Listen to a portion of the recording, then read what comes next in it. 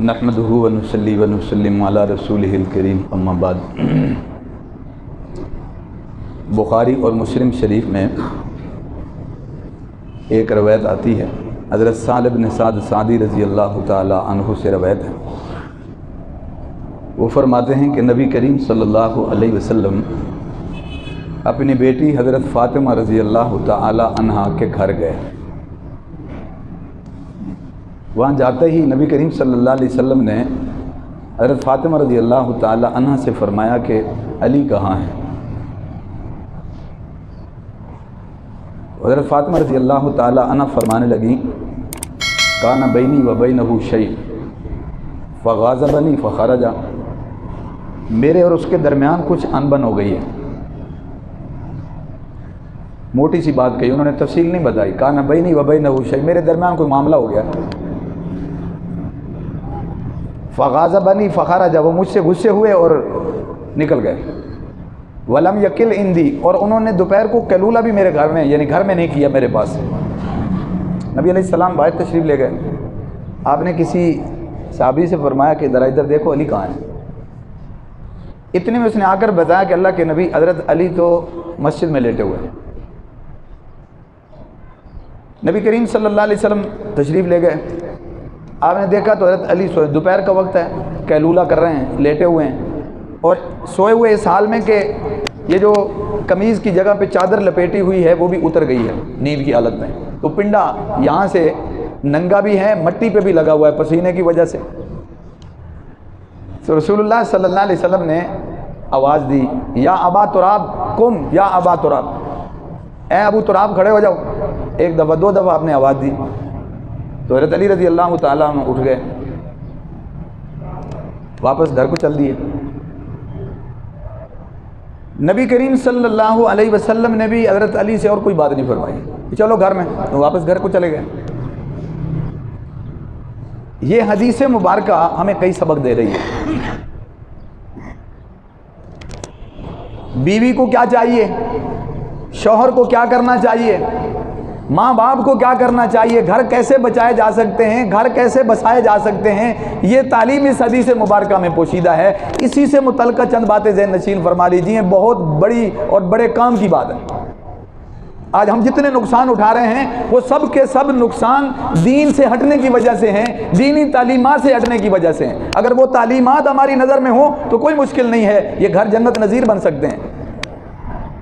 आज घाटा और खसारा और नुकसान, बल्कि बेचैनी और झगड़े और लड़ाई, वो इसी सबब से है कि हम हुजूर अलैहिस्सलाम की तालीमात से हटे हुए हैं। इसमें कितनी बड़ी तालीम पोशीदा है। देखें, सबसे पहले तो ये बात ज़हन में रख लें कि ये जो मियाँ बीवी का रिश्ता है, ये जो जोड़े का आपस में ताल्लुक़ है, ये जो रिश्ता है, ये बड़ा अहम भी है, बड़ा नाजुक भी है। अहम इतना है कि ये ख़ानदान की इकाई है, बुनियाद है, और हसास इतना है कि ये टूट भी जाता है, इसे कोई भी नुकसान पहुंचा सकता है। आप इसके हसास होने का और इसके अहम होने का अंदाजा इस बात से लगा लें कि सबसे बड़ा दुश्मन तो शैतान है ना। आप दुश्मन से पूछें कि उसको हमारा कौन सा नुकसान करके ज़्यादा खुशी होती है, उससे आप इसकी अहमियत का अंदाज़ा लगा सकते हैं। नबी करीम सल्लल्लाहु अलैहि वसल्लम ने वज़ाहत फरमा दी कि हर गुनाह उसकी मरगूब चीज़ है, हर नाफरमानी उसका पसंदीदा फेल है, पसंदीदा मशगला है, पसंदीदा शौक़ है उसका, लोगों से नाफरमानी करवाई जाए, गुनाह करवाया जाए। लेकिन सबसे ज़्यादा जिस गुनाह से खुश होता है वो है मियाँ बीवी के दरमियान लड़ाई। उसकी खुशी से आप अंदाज़ा करें, जिसे शराब पे लगाने पे इतनी खुशी नहीं होती, चोरी करवाने पे इतनी खुशी नहीं होती, डाका करवाने पे इतनी खुशी नहीं होती, इन जराइम पे लगाने पे उसे इतनी खुशी नहीं होती जितनी कि मियाँ बीवी के लड़ाने से होती है। क्यों? इसलिए कि उसे पता है कि ये लड़ाई नहीं है, ये बीज है, बीज। ये दो आदमियों, दो फर्दों की लड़ाई नहीं है, दो घरों की लड़ाई भी नहीं है, ये दो खानदानों की लड़ाई है, बल्कि ऐसा बीज है कि शायद नस्ल दर नस्ल ये लड़ाई खत्म ना हो। उस दुश्मन के टारगेट से आप अंदाजा करें कि ये अहम कितना है ये रिश्ता। अल्लाह ने कुरान में एक जगह फरमाया कि हुन्ना लिबासुल लकुम व अंतुम लिबासुल लहुन, कि ये औरतें तुम्हारा लिबास हैं, तुम औरतों का लिबास हो। अब लिबास किसे कहते हैं? जिस्म छुपा ले, सुकून का बायस बने, ऐब छुपा ले, जिस्मानी कमजोरियां छुपा ले। इस रिश्ते को क्लोज भी बताया, जिस्म से चिपका हुआ होता है लिबास, और इसे लिबास से ताबीर करके ये बताया कि ये ऐब छुपाने का है, बताने का नहीं है। बीवी शौहर की कमजोरियां छुपाए, शौहर बीवी की कमजोरियां छुपाए, एक दूसरे की इस्लाह करें, पर्दा पोशी करें। घर की बातें चौकों और चौराहों में न करें, घर की बातें बाजार में न करें, बाजारी लोगों से न करें। ये पर्दा पोशी का तलबगार है ये रिश्ता। इसे सिर्फ इस नजर से न देखा जाए कि ये मेरी बीवी है, ये किसी की बेटी भी है, लेकिन हो सकता है ये जो औलाद वाले हैं वो इस नजर से भी देखें कि ये मेरी औलाद की मां भी है। इतना हसास रिश्ता। फिर इससे बढ़कर अल्लाह जल्ल जलालुहू ने हमें एक और रुख भी दिया कि इस रिश्ते को बचाने की कितनी कोशिश की गई कि अगर कोई मसला बन जाए तो सबसे पहले शौहर की जिम्मेदारी है, कोई गुस्सा कर ले, नाराजगी कर ले, बिस्तर अलग कर ले, घर की बात घर में रहे, ये बाहर की चीज नहीं है। दरगुजर से काम लें, बचाएं इस रिश्ते को। ये रिश्ता मोहब्बत मांगता है, ये रिश्ता अहमियत मांगता है, ये रिश्ता तवज्जो का तलबगार है, ये ताउन मांगता है, ये ठोकरों से नहीं कायम रहता, ये चोटें लगाने से नहीं कायम रहता। सपोर्ट करें इसको ज़बान से, हौसले से, मामलात से, मशवरों से। अगर कोई शक्ल बाकी ना बचे, हुकूक की अदायगी ना हो और हर तरह की जिल्लत रुसवाई बन जाए, मजबूरी बन जाए, तो फिर इसमें तलाक का रास्ता रखा है। लेकिन नबी अलैहिस्सलाम के अल्फाज हैं, अबग़ज़ुल मुबाहात, जायज़ कामों में सबसे नापसंदीदा काम तलाक है। जायज़ कामों में जायज़ तो रखा, मगर इसे सबसे नापसंद किया आखिरी ऑप्शन के तौर पर, मजबूरी के तौर पर, और कोई चारा कार ना हो। फिर भी कुरान के अल्फाज देखिए, 5वें पारे में अल्लाह क्या फरमा रहे हैं, व इन खिफ्तुम शिकाक बैनहिमा फबासु हकमम मिन आलिही व हकमम मिन आहलिहा। अगर तुम्हें उनके दरमियान ये खतरा हो लड़ाई का, झगड़े का, तो तुम एक फरीक लड़की वालों से, एक लड़के वालों से, ये दोनों खानदानों को इन्वॉल्व करो और उनके दरमियान क्या कर दो, इस्लाह कर दो। इन युरीदा इस्लाह युवफ़्फ़िक़िल्लाहु बैनहुमा, अगर वो दोनों इस्लाह चाहते हैं अल्लाह भी उनकी मुआफ़क़त करेगा, मदद करेगा, और सुलह कराने में क्या हो जाएंगे, कामयाब हो जाएंगे। इससे क्या पता चला कि अल्लाह ने फरमाया ये खानदानों की जिम्मेदारी है, दोनों खानदान भी इस घर को बचाने की फिक्र करें, इसे बसाने की फिक्र करें। अफसोस से कहना पड़ता है कि खानदान तो मुआविन बनते इस रिश्ते को बचाने में, और खानदान पार्टियां बन गए, एक उधर दूसरा उधर।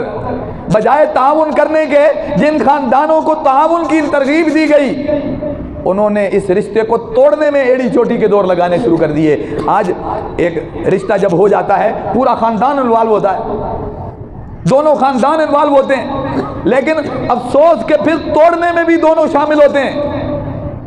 एक बच्ची का यही कसूर निकाल दिया जाए कि वो शौहर की खिदमत ज्यादा क्यों करती है, बाकियों की तरफ तवज्जो नहीं। बहनों के कहने पे रिश्ते टूट रहे हैं, भाइयों के कहने पे रिश्ते टूट रहे हैं, माँ बाप के कहने पे रिश्ते टूट रहे हैं। जिन्होंने इस रिश्ते को बचाने की फिक्र करनी थी वो रिश्ते तोड़ने पर आ गए। अफसोस नहीं कि इतना हसास रिश्ता, नाजुक रिश्ता, ये ताउन मांगता था खानदानों से, और उन्हीं करीबी रिश्तों ने उसे तोड़ना शुरू कर दिया। कोई वजह नहीं, मामूली मामूली बहाने माँ बाप के भी और बहन भाइयों के भी और अज़्ज़ा अकारब और रिश्तेदारों के भी, और गलत फहमियाँ डालकर इस अजीम रिश्ते को तोड़ा जा रहा है। ये मुआशरे में, सारे मुआशरे में ये बुरी मिसालें मौजूद हैं कि जिन माँ बाप ने खुश होकर देखना था कि मेरे बच्चे और मेरे बच्चियाँ आबाद हैं, वो अपनी अना की भेंट चढ़ा रहे हैं इस रिश्ते को। तो नबी करीम सल्लल्लाहु अलैहि वसल्लम हज़रत फातिमा के घर गए और देखा हज़रत अली नहीं है। पूछा क्या हुआ, तो कहा कि मेरे और उसके दरमियान कुछ अनबन हो गई है। कोई वजाहत नहीं बताई, क्यों, कितनी मोहब्बत है नबी अलैहिस्सलाम को फातिमा से, फातिमा को नबी करीम सल्लल्लाहु अलैहि वसल्लम से और अपने वालिद मोहतरम से। नहीं बताया वजह, भाई हर बात वालिदैन को बताना ज़रूरी नहीं है। वालिदैन का रिश्ता बड़ा जज्बाती होता है, बाज़ दफ़ा वो थोड़ी बात भी बर्दाश्त नहीं कर पाते। नहीं बताया।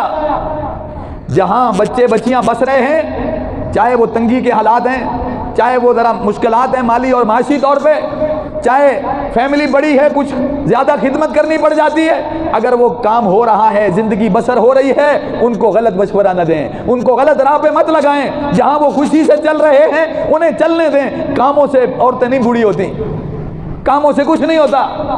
ہاں کچھ نہ کریں کہ یہ تجھ پہ بڑا ظلم ہو رہا ہے، جہاں خوشی ہنسی خوشی دونوں رہ رہے ہیں اور ذمہ داریاں نبھا رہے ہیں تو وہاں ان میں دراڑ مت ڈالیں، غلط راہ نہ دکھائیں، غلط مشورے نہ دیں۔ تو اس لیے ہر بات ماں باپ کو بتانا یہ کوئی ضروری نہیں۔ آج ایک ان خرابیوں میں سے ایک خرابی یہ بھی ہے کہ فون بچیوں کے روزانہ ماں باپ سے بہن بھائیوں سے رابطے، اللہ کرے سب میں محبتیں ہوں، مگر یہ رابطے اس وقت نقصان دہ ثابت ہوتے ہیں کہ جب کوئی موضوع نہیں ہوتا تو پھر وہ ٹاپک چھڑ جاتے ہیں جن کو کرنے کی کوئی ضرورت نہیں ہوتی، فضول قسم کی باتیں، فلانا آیا فلانا گیا فلانے نے یہ کہا۔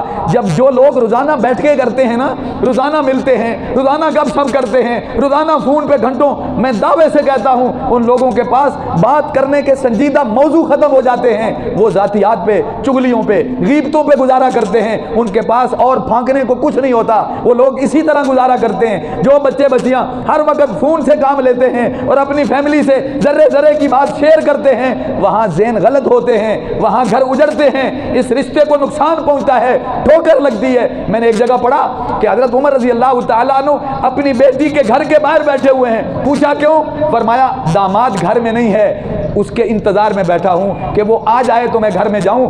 خیال یہ ہے کہ کل کو یہ نہ سوچیں کہ بیٹی اور باپ اکیلے بیٹھ کے نہ جانے کیا منصوبے بناتے ہیں۔ خود کو بچائیں، الزام سے بچائیں، تانے سے بچائیں، تہمت سے بچائیں۔ یہ زندگی ذرا سنجیدگی مانگتی ہے، یہ رشتہ سنجیدگی مانگتا ہے۔ اس لیے احباب کرام، نبی کریم صلی اللہ علیہ وسلم نے پوچھا علی کہاں ہے؟ تو بتایا کہ میرے اور اس کے درمیان کچھ کیا ہے، ناراضگی ہو گئی ہے۔ تفصیل نہیں بتائی، نہ نبی علیہ السلام نے پوچھی۔ ان کے نہ بتانے میں بہتری اور آپ کے نہ پوچھنے میں کیا ہے؟ بہتری ہے، ٹھیک ہے، ان کا معاملہ ہے۔ تو نبی علیہ السلام حضرت علی کو لے آئے۔ آپ جب حضرت علی کے پاس گئے تو آپ نے فرمایا قم یا ابا تراب، اٹھو ابو تراب۔ علی سے بھی نہیں پوچھا، علی نے بھی نہیں بتایا۔ فاطمہ سے پوچھا، فاطمہ نے بھی نہیں بتایا، آپ نے اس سے بھی کوئی تفصیل نہیں پوچھی اور لا کے واپس علی کو گھر میں چھوڑا۔ اس کا کیا مطلب ہے؟ ماں باپ کا یہی کردار بنتا ہے۔ بیٹی والے ہیں تو وہ سمجھے کہ یہ بیٹا بھی ہمارا اور بیٹی بھی ہماری، اور بیٹے والے ہیں تو وہ بھی یہی سمجھے کہ یہ بیٹی بھی ہماری اور بیٹا بھی ہمارا ہے۔ جب ہم ایک سے توڑنے کو کوشش کریں گے، دوسرے سے جوڑنے کی کوشش کریں گے، اور پھر یہ جناب والا درمیان میں یہ خود ایک جنگ چھیڑ دیں گے تو اس کے نتائج مثبت نہیں منفی نکلیں گے۔ تو معذرت کے ساتھ بعض جگہوں پر تو خود ماں باپ اپنے بچوں کے گھر تباہ کرنے میں شامل ہیں، اور بہن بھائی اپنے بہن بھائیوں کے گھر تباہ کرنے میں شامل ہیں۔ یہ رشتے جو ہیں یہ احترام مانگتے ہیں اور تعاون مانگتے ہیں۔ معذرت کے ساتھ میں تو یہاں تک کہتا ہوں میاں بیوی جائز رشتہ ہے، اللہ کے نام سے یہ نکاح ہوتا ہے اور نبی کریم صلی اللہ علیہ وسلم کی سنت ہے، تو پھر جناب والا اس میں محبتیں بانٹیں، ان کو قریب ہونے دیں۔ اس رشتے میں اگر پیار محبت اٹکیلیاں اور یہ چیز نہیں ہوگی تو یہ رشتہ کیسے پروان چڑھے گا؟ یہ روکھا رشتہ نہیں رہ سکتا، یہ محبت مانگتا ہے اور برادریوں سے تعاون مانگتا ہے۔ تو خدارا غلطیاں انسان سے ہوتی رہتی ہیں، گناہ انسان سے ہوتے رہتے ہیں، مگر دو آدمیوں میں لڑائی کا کردار ادا کرنا اس جیسا گناہ کوئی نہیں ہے۔ پھر میاں بیوی میں لڑائی کرانا یہ تو اس سے بھی بڑا گناہ ہے۔ یہ تو بنی اسرائیل کے گناہوں میں سے ایک بڑا گناہ ہے کہ جو وہ جادو سیکھتے تھے رشتے میں توڑ پیدا کرنے کے لیے۔ تو اللہ سے دعا ہے اللہ ہم سب کو اپنی ذمہ داریاں ادا کرنے کی توفیق نصیب فرمائے، اور خاص طور پر میاں بیوی کو بھی اس رشتے کی حساسیت کو سمجھنے کی اللہ توفیق نصیب فرمائے، اور جہاں جہاں رشتہ داریاں سب کی ہیں اللہ مثبت کردار ادا کرنے کی توفیق عطا فرمائے۔ وآخر دعوانا ان الحمدللہ رب العالمین۔ اللہم صلی علی سیدنا مولانا محمد وعلی آل سیدنا مولانا محمد۔ ربنا آتنا في الدنيا حسنة وفي الآخرة حسنة وقنا عذاب النار ربنا تقبل منا إنك أنت السميع العليم وتب علينا إنك أنت التواب الرحيم۔ الہ العالمین ہم سب کے صغیرہ کبیرہ گناہوں کو معاف فرما۔ یا اللہ ہم سب کو نیک اور ایک بنا۔ یا اللہ ہم سب کا بیٹھنا سننا سنانا قبول فرما، قرآن و سنت کی سمجھ نصیب فرما، عمل کی توفیق عطا فرما۔ الہ العالمین ہم سب کو آپس میں محبت نصیب فرما، ادب و احترام نصیب فرما، بڑوں کا ادب، چھوٹوں پہ شفقت کی توفیق نصیب فرما۔ الہ العالمین ہر قسم کی غیبت سے، چغل خوری سے محفوظ فرما، بالخصوص غیبت سے، چغل خوری سے یا اللہ میاں بیوی جیسے رشتے میں الہ العالمین درار ڈالنے سے محفوظ فرما۔ اللہ نیکی کے کام میں، اچھے کاموں میں تعاون کی توفیق نصیب فرما۔ الہ العالمین اپنے اپنے فرائض ادا کرنے کی توفیق نصیب فرما۔ الہ العالمین یا اللہ جن کی شادیاں ہو چکی آپس میں ناراضگیاں، یا اللہ ان کی ناراضگیاں ختم فرما، نفرتوں کو محبتوں میں تبدیل فرما، ان میں جو عوامل جھگڑے لڑائی کا باعث ہیں یا اللہ الہ العالمین ان کو ختم فرما، ان کو دور فرما۔ الہ العالمین محبت نصیب فرما، امن و سکون کی زندگیاں نصیب فرما، ایک دوسرے کے حقوق ادا کرنے کی توفیق عطا فرما۔ الہ العالمین اپنے فرائض پورے کرنے کی توفیق عطا فرما، حقوق اللہ، حقوق العباد پورے کرنے کی توفیق نصیب فرما۔ الہ العالمین ماں باپ کی خدمت، بڑوں کا ادب، الہ العالمین قرابت داری اور رشتہ داری کا لحاظ، الہ العالمین سب تعلیمات پر عمل کی توفیق نصیب فرما۔ الہ العالمین ہم سب کا خاتمہ ایمان پر فرمانا۔ ربنا تقبل منا انک انت السمیع العلیم وتب علینا انک انت التواب الرحیم، وصلی اللہ تعالی علی خیر خلقہ محمد وعلی آلہ وصحبہ اجمعین۔